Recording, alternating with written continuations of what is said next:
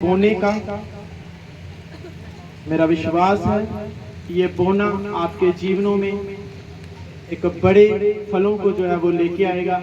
वचन कहता है बाइबल का कि जब तक धरती है बोना और काटना चलता रहेगा। आमीन। अगर कोई बो रहा है तो वो काटेगा भी, अगर किसी ने फसल का बीज लगाया है तो वो काटेगा भी। जैसे अभी सीजन आ रहा है फसल को कटाई का। ये क्यों आया फसल कटाई का सीजन? क्योंकि इसको पहले बीज जो था वो बोया गया था। हालेलुया।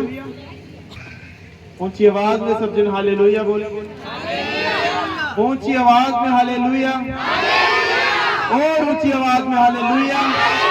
अपने जोश को कभी भी चर्च कम ना होने दें। अगर आपका साथी नहीं बोल रहा है, वो वचन को नहीं जान रहा है, आपकी जिम्मेवारी बनती है कि उसको जगाएं, उसको हिलाएं कि क्या चक्कर है, क्या लेने आया है इधर। हिंदी में डोगरी में आपको बताया जाए कि क्या गंडे लेने आए हो क्या। कहने का मतलब है कि अगर आप परमेश्वर के भवनों में आए हैं, जोश के साथ आनंद के साथ आओ, अपनी गवाही को मनाते हुए गवाही को लेने के लिए आओ। अगर आप आए हैं, किराया भी खर्चा है और सुस्ती डाली है और कोई वचन की तरफ ध्यान नहीं, कोई आराधना की तरफ ध्यान नहीं है, इससे अच्छा ये है कि आप घर में बैठो, आपने फिजूल का किराया खर्च दिया। आने का नहीं तो किराए का समझो कि मैंने किराया खर्चा है और अब मैं उस किराए को पूरा करके जाऊंगा। वो आपके ऊपर है कि आपने उसे पूरा करना है या वेस्ट करना है। बड़े सारे लोग हैं जिन्होंने शायद किराया नहीं खर्चा हो या इधर से आगे पास से आगे हो, नहीं ग्रहण कर रहे चीजों को। आप आते रहो, नहीं कर पाओगे ग्रहण। कमियों को जब तक दूर नहीं करोगे, मुंह को नहीं खोलोगे, मन को नहीं लगाओगे। मैं नहीं कहता कि आप कुछ लोग आपको खुश करने के लिए मैं बोलूंगा, क्योंकि वचन कहता है ऐसे लोग बड़े हैं, बहुत लोग बुला लिए। एक चीज है बाइबल में, एक राजा था। आप इसे ध्यान से सुने और अपने जीवनों पर इसे सोचे। एक राजा था, उसने अपने घर में एक भोज रखा, लंगर लगाया और शहर के बड़े बड़े लोगों को बुलाया। और जब हम देखते हैं कि जब लंगर तैयार हो जाता है, एक बार फिर से बुलावा जाता है कि आओ लंगर तैयार हो गया है, खाना खाने के लिए आ जाओ। लेकिन वहां पे क्या हुआ? उस बंदे ने बड़े बड़े लोगों को बुलाया था, गरीब लोगों को नहीं बुलाया था। जो तुच्छ, जो बेकार, जो लंगड़े, जो सड़कों पर भिखारी पड़े हुए, उनको नहीं बुलाया।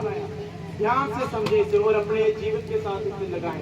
उनको नहीं बुलाया और राजे महाराजे जो बड़े बड़े लोग बिजनेसमैन थे उनको बुलाया। और जब लंगर तैयार हो गया, उन्होंने कहा कि आओ लंगर तैयार हो चुका है। और जो गए और उन्होंने कहा कि मैं नहीं आ सकता, मुझे अभी इस काम के लिए जाना है, अभी मैं नहीं आ सकता, मेरे घर में मेहमान आ चुके हैं, अभी मैं नहीं आ सकता क्योंकि मैंने अभी खेत जोतने जाना है। तो सभी ने बहाने लगा दिए और उस भोज में कोई नहीं आया। और राजा परेशान हुआ कि मैंने इन लोगों को मौका दिया।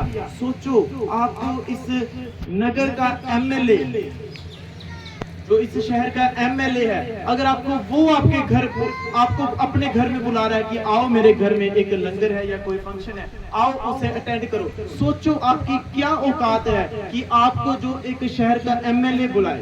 और उसी प्रकार सोचो वो राजा, जो राजा, आप देखते हैं राजा जो होते हैं वो कई पावर्स का जो है वो अपने पास बल रखते हैं। तो वहाँ के एमपी एमएलए भी होते हैं, उनसे भी बड़े उनके पास पावर होती है। एमपी एमएलए भी उनके पास जाते हैं, इतना धन, इतनी दौलत और इतने राज घराने में वो रहते हैं। लेकिन वचन कहता है कि उसे इतने बड़े अमीर लोग ने अपने जो उससे थोड़े कम अमीर थे उनको बुलाया। और जो रेडी वाले, जो रिक्शा चलाने वाले, फेरी लगाने वाले, इनको नहीं बुलाया। क्यों बुलाएगा उनको? क्योंकि वो उनके योग्य नहीं थे। और उन्होंने बड़े बड़े लोगों को बुलाया और बड़े बड़े लोगों में से भी जब लंगर स्टार्ट हुआ कोई नहीं आया। राजा दुखी हुआ, परेशान हुआ कि मैंने इनको एक मौका दिया अपने भवन में बुलाने का, अपने राजमहल में बुलाने का, ताकि ये लोग देखें। इनकी इतनी औकात नहीं थी, ये इतना बल नहीं रखते थे कि मेरे भवनों में कई घर ऐसे हैं आप वहां अंदर नहीं जा सकते क्योंकि हमारा उतना रुतबा नहीं है।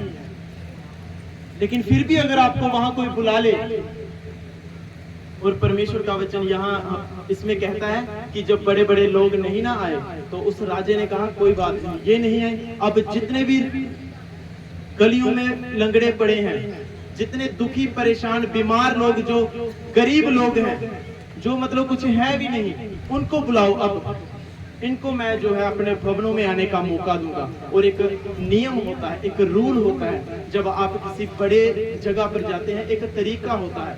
और बड़े लोग कोई नहीं है, राजा ने छोटे छोटे को बुला लिया, वो सारे आ गए। और एक बंदा,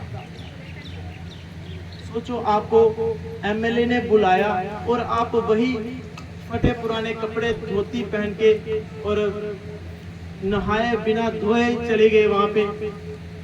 और उन्हीं में उन गरीब लोगों में से कुछ समझदार थे जिन्होंने अपनी वैल्यू को समझा कि नहीं यार, कि मैं इससे योग्य नहीं हूँ कि मैं एक राजा के भवन में जा सकूं, इतना काबिल नहीं हूँ कि मैं एक राजा के भवन के अंदर घुस सकूं और उसके साथ खाना खा सकूं। अगर मुझे राजा ने बुलाया है, अब मेरा फर्ज बनता है कि मैं अपने वस्त्रों को जो है वो साफ करके, प्रेस करके, अपने आप को नहा धोकर, शेव करके, कटिंग करके अच्छा बन के जो है मैं जाऊं, क्योंकि मैं इस योग्य नहीं हूँ कि मैं वहां जा सकता हूं। अगर मुझे बुलाया गया है तो ये मेरी ड्यूटी है, अब मैं अच्छा बन के जाऊं। और सारे जो थे वो अच्छे कपड़े, अच्छे वस्त्र पहनकर जो थे वो गए। और एक जैसा गली में पड़ा था वैसा ही उस महल में अंदर चले गया। सोचो, उसके कपड़े गंदे थे, मिट्टी लगी थी, बाल बड़े थे, दाढ़ी बड़ी थी, और वो ऐसे ही अंदर आ गया। और उस राजा ने उसे कहा कि तू इस महल में आने के काबिल नहीं था, लेकिन आज मैंने तुझे बुलाया है और तू उसी तरह से आ गया जैसे तू बाहर था।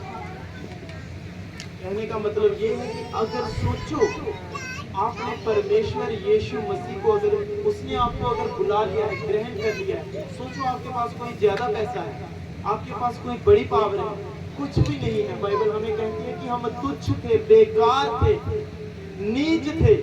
लोग कहते हैं कि नो, इनके घर का पानी नहीं पीना है, इनके साथ टच मत होना, ये छोटी जात के हैं, ये छोटी कास्ट के, इनके साथ टच मत होना, इनके घर का खाना नहीं खाना, इनके साए को भी अपने शरीर पर मत आने देना।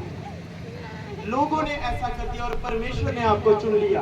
परमेश्वर ने कहा तू नीच था, तू तुच्छ था, मैं तुझे बुलाता हूँ। मैं उन बड़े जो अपने आप में धर्मी बन चुके हैं कि हम इतने टाइम ये करते हैं, ये करते हैं, उनके लिए मैं नहीं आया। परमेश्वर कहता मैंने आपको चुन लिया ताकि जो ये अब बड़े बड़े धनवान बने हुए हैं, बड़े बड़े कुछ सोचते हैं हम ये काम करके परमेश्वर को खुश कर लेंगे। परमेश्वर का वचन कहता है कि मैंने तुम्हें चुन लिया है, तुम अब इनको जो है वो शर्मिंदा करोगे, जो अपने आप में कुछ बने हैं इन्हें मूर्ख ठहराओगे। और सोचो, परमेश्वर ने अगर हमें अपने भवन में बुला लिया, हम इस काबिल नहीं थे, कहाँ यार हम सिगरेटें, ये शराब, नशा, व्यभिचार, गंदगी में पड़े हुए, आप सब में पड़े हुए, क्यों बुलाएगा परमेश्वर हमें? हम क्या कोई इतने पवित्र थे? क्या कोई बड़े धर्म के काम कर रहे थे? नो, गंदगी में। और सोचो, एक बड़ी दया, बड़ा अनुग्रह हमारे ऊपर हो गया कि परमेश्वर ने हमें बुला लिया और हम फिर वही काम कर रहे हैं, फिर उसी गंदगी में, फिर उसी पाप में। उसके घर में आ भी गए, सुस्ती और चुगली, निंदा, लड़ाई सब चल रही है। और उस राजा ने उस बंदे को कहा तू ऐसे आ गया, इसको काल कोठरी में डाल दिया जाए, जहाँ पे इसको कोड़े लगाए जाए, मारा जाए। ये इस काबिल नहीं था कि इस भवन में आ सके और आ गया और यहाँ आके भी यही काम कर रहा है। और ऐसा ना हो कि अगर आपको परमेश्वर ने चुन लिया है, अभी भी हम अपने पुराने जीवन में जी रहे हो और नए जीवन को पाया ना हो। परमेश्वर ऐसों का भी न्याय करेगा। वो कहता है कि जिसको चुनकर भी जिसने ये काम किए, तौबा नहीं की, उसके लिए उसके हालात बद से जो है वो बदतर होते जाते हैं। और इस बात को ध्यान में रखना, परमेश्वर ने अगर आपको और मुझे बुलाया है, उसकी बुलाहट को समझना है कि मुझे क्यों बुलाया, मैं क्या कर सकता हूँ। आपको वो कुछ करने के लिए बुला रहा है। उसके दिए गए पवित्र चीजों का आदर करें, उसकी पदवियों का आदर करें, जो काम आपको परमेश्वर ने दे दिए हैं उसका आदर करें। अगर उस पद से आप नीचे गिर गए, जैसे मैंने आपको पहले बताया, फिर मन फिराव का मौका नहीं मिलता। हालेलुया। उसी प्रकार बीज है, जब तक आप बोओगे नहीं, फल नहीं लाएगा।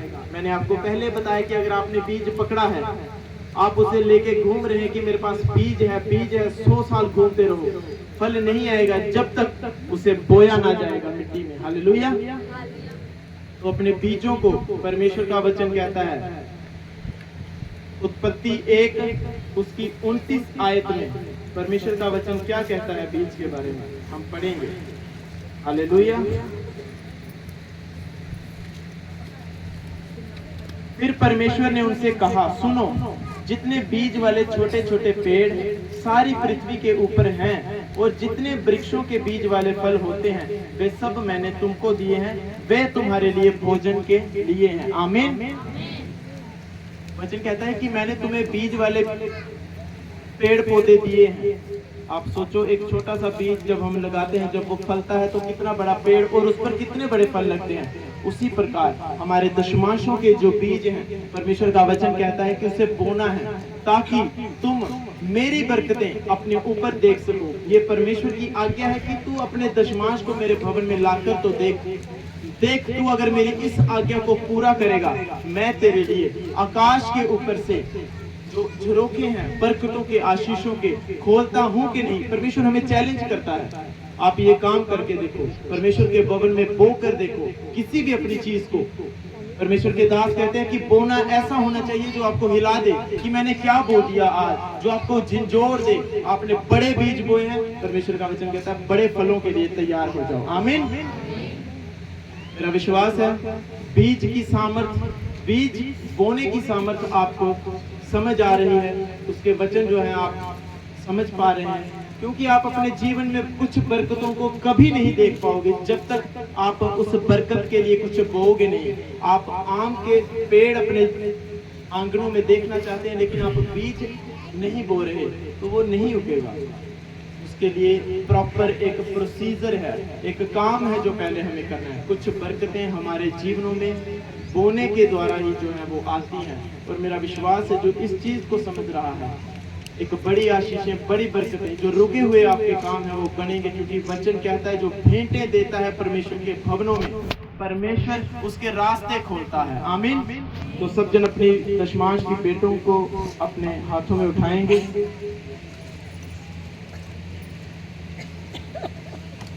सब जन आंखों को बंद करेंगे, अपने दशमांश की भेंटों को सब जन उठाएंगे। सेवा के लिए बोया जाए, तेरे कामों में जब ये इस्तेमाल किया जाए तब तू मुझे याद करना। परमेश्वर मेरे इस बोए गए को पवित्र कर, छू पवित्र कर। परमेश्वर मेरा विश्वास है आज बोने के द्वारा मेरे जीवन से सारी कमियां, सारी घटियां दूर हो जाएंगी। जो फिजूल खर्चियां मेरे जीवनों में हैं, वो बीमारी पर जो पैसा है, जो और किसी चीज़ों पर मेरी फिजूल खर्ची जा रही है, परमेश्वर आज इस बोने के द्वारा आप उन सारी फिजूल खर्चियों को मेरे जीवन से सदा के लिए नाश कर देंगे।